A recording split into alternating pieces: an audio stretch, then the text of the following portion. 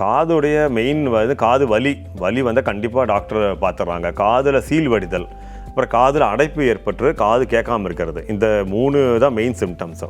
இது இல்லாமல் காதில் இரைச்சல், அப்புறம் தலை சுத்தல், இந்த 5 தான் ப்ரைமரி இயர் கம்ப்ளைண்ட் சொல்லுவாங்க. ஸோ இதில் எது இருந்தாலும் உடனடியாக நம்ம பார்த்துக்கிறது நல்ல விஷயந்தான். இப்போ சில விஷயங்கள் வந்து பார்த்திங்கன்னா காதில் இரைச்சல் அப்படின்னு சொல்கிறோம், ஆனால் சாதாரண இரைச்சல் தான் பார்க்கும்போது கடைசியில் வந்து மூளைக்கும் காதுக்கு நடுவில் உள்ள நரம்பில் டியூமர் வந்தாலும் அது அப்படி தான் வரும். ஸோ அது அக்கூஸ்டிக் நியூரோ வெஸ்டிபுலர் ஸ்வானம்னு சொல்லுவோம். ஸோ அதில் வந்து வரும்போது முதல் அறிகுறியே வந்து காதில் இரைச்சலாகவும் வரும், காது கேட்கறது கம்மியாகவும் வரும். ஸோ அதனால் சின்ன சின்ன விஷயங்கள் வெளியே தோணும். அதே மாதிரி இந்த இடம் வந்து மரத்து போயிடும், அது வந்து ஒரு ஹிட்சல்பர்கர் சைன் சொல்லுவோம். அந்த டியூமர் இருக்கும்போது அந்த இடத்துல வந்து மரத்து போக தன்மையெல்லாம் இருக்குது. சிறிய விஷயங்கள்லாம் இப்போ எங்களுக்கு நம்ம மருத்துவ அறிவியலில் பெரிய பெரிய விஷயங்கள் உள்ள மறைஞ்சிருக்கிறது எடுத்துக்காட்டும். ஸோ அதை நம்ம வசதி வந்து வாய்ப்புகள் இருந்தால் உடனடியாக போய் நம்ம டாக்டர் கண்டுபிடிக்கிறது, ஆலோசனை செய்வது நல்ல விஷயம்.